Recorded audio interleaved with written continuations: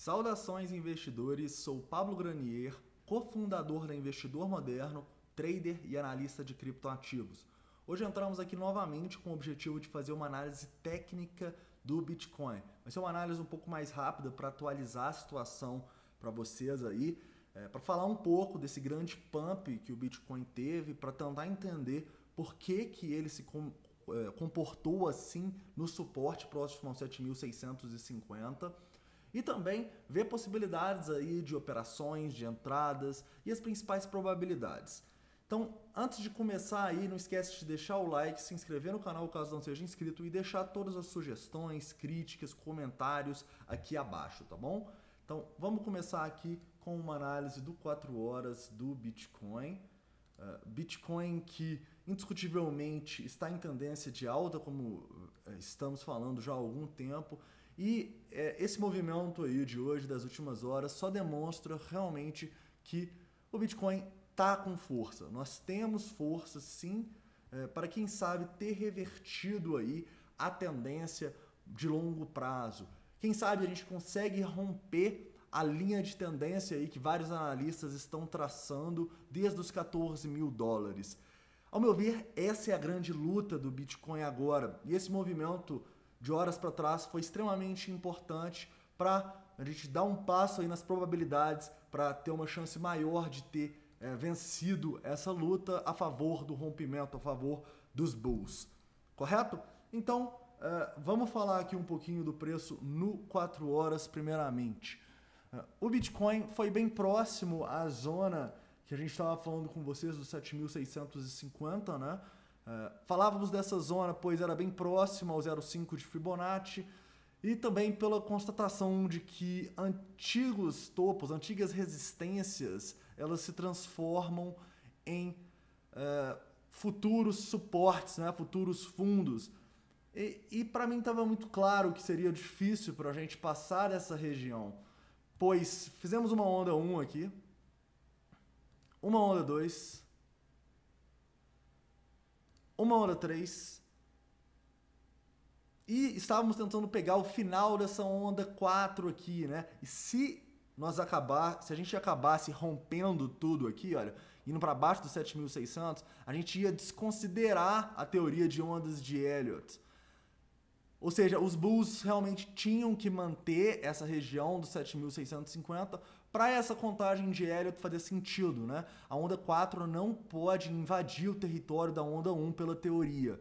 Então, sabíamos que ia ser um ponto realmente de grande demanda pelo ativo e foi o que realmente se confirmou, tá? Então, muito bom ver o Bitcoin respeitando essa zona, não desconsiderando a contagem de Elliott aí que a maioria dos analistas estão fazendo e tendo combustível para fazer um movimento aí bem forte, rompendo regiões importantes de 8 mil dólares, de 8.100. Obviamente que agora a gente está num processo corretivo dessa grande alta e o objetivo em tempos gráficos menores vai ser tentar buscar entradas, já que o 4 horas está em tendência de alta e vocês vão dar uma olhada nos outros tempos gráficos, eles também estão, correto? Além desse grande suporte ali próximo à região de Fibonacci, essa questão das ondas de Elliott, próximo a pontos no VPVR, onde tinha realmente muito movimento, eu enxerguei outro motivo para a gente ter esse nosso movimento tão forte nas últimas horas. Ela se diz a partir de uma divergência, e eu vou tentar mostrar essa divergência aqui para vocês. É uma divergência no RSI. É uma divergência um pouco diferente aí do que normalmente a gente traça, né? Porque normalmente as nossas divergências são com o preço fazendo novos topos e os indicadores não. Por exemplo, aqui, esse exemplo que eu peguei aqui para vocês. A divergência que a gente teve é uma divergência escondida. Nós chamamos de Hidden Bullish Divergence. Uma divergência bullish que é escondida e a maioria dos traders nem sabe operar a partir desse tipo de divergências. Como que ela funciona? Ela funciona com o preço, claro, numa tendência de alta, né? Com o preço fazendo novos topos, o preço fazendo novos fundos, corrigindo em pontos mais altos e o indicador fazendo novos Fundos, olha só. A gente está com fundos ascendentes no preço e fundos descendentes no nosso indicador, no nosso oscilador RSI. Ou seja, o que isso nos mostra? Isso nos mostra que o Bitcoin mais caro aqui conseguiu ficar mais sobrevendido do que quando ele estava bem mais barato. Ou seja, isso é extremamente positivo. Correto? Deu para sacar? Se a gente está mais caro, por que a gente ficou mais sobrevendido? Essa é a divergência, essa é a sacada das divergências escondidas, tá bom? E sim, quem conseguiu captar essa divergência aqui antes dela acontecer, se deu bem. Correto? Então, esse foi um dos outros motivos aí, é um tema que eu gostaria de introduzir aqui no canal para vocês. Eu falo muito pouco sobre esse tipo de divergência. Então vamos abaixar um pouco o tempo gráfico. Numa hora. Uma hora nós podemos ver que estamos tentando reverter a tendência. E uma hora é o único tempo gráfico aí dos que eu analiso que está faltando. O que a gente vai precisar fazer para reverter essa tendência? Ao meu ver, uma onda 3 para cima. Como que essa onda 3 teria que fazer? Uma onda 1, que a gente fez aqui, rompendo regiões importantes, 18.110. Um reteste. Nós já vamos traçar os Fibonacci, tá bom? Para fazer uma onda 3 aqui, quem sabe testando o topo ali. E para depois fazer novos topos. Eu acho que temos uma boa probabilidade de fazer isso, viu, investidores? Mas é extremamente importante o preço respeitar determinadas zonas. Então deixa eu chegar mais perto aqui para mostrar para vocês quais zonas eu acredito que a gente não pode perder para continuar com as probabilidades a nosso favor, tá?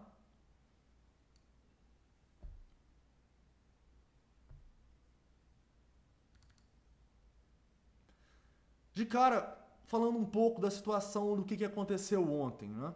Ontem a gente estava falando com vocês, depois desse rompimento, que muitas pessoas tinham ficado presas nessa região e que era importante para a gente ficar acima do ponto de controle. Estava ali próximo ao 7.000, a partir do 7.850 até o 7.880, né? Infelizmente a gente não conseguiu fazer isso, a gente foi até o 7.840, se eu não me engano. Talvez até testou lá o 7.850, mas acabamos não tendo força para voltar nessa região. E acabamos caindo um pouco mais. Talvez para deixar mais pessoas presas, talvez para fechar o gap da CME, que quase foi fechado. Eu, inclusive, acredito que a gente pode considerar que esse gap está fechado, porque a grande maioria das exchanges e dos gráficos fechou o gap. Só na CME que faltou tipo $10. Então, ao meu ver, a questão do gap não vai pesar tanto mais nas nossas análises a partir desse movimento aqui, tá bom? Mas, então o que aconteceu? Como a gente não conseguiu voltar aqui, a gente foi testar uma zona de maior demanda. E essa zona era próxima aos 7.650, como eu expliquei para vocês no 4 horas. Mas aí, quando a gente veio aqui, nós estopamos mais pessoas e conseguimos voltar para 7.850. Então, tanto faz. Se você entrou aqui no próximo a 7.650, foi uma boa entrada. E se você entrou aqui quando voltou acima dos 7.880, também foi uma boa entrada, tá bom? Bitcoin realmente demonstrando força. E agora nós precisamos que ele mantenha essa possível configuração que a gente desenhou aqui com a onda 3 para cima. O que eu vou fazer? Eu vou pegar do fundo ali em 7.677 até o topo e vou traçar um Fibonacci. Correto? E a gente vai ver claramente aqui os pontos que a gente precisa se manter acima. Para mim, é indiscutivelmente o mais importante se manter acima do 7.850. 7.850 está voltando nas nossas análises, né? Mas é porque realmente é um ponto muito importante. E eu diria que, identificando no sentimento reversões a partir aqui da região dos 7.900, na região que a gente está, na verdade na região que a gente está já, eu pensaria em entradas a partir aqui de 0,382, tá bom? Com entradas melhores e mais conservadoras, sendo a partir da região aqui de 0,50618, tá? Claro que nós temos que ver reversão e a gente vai mostrar alguns indicadores para isso aqui quando a gente for falar de price action.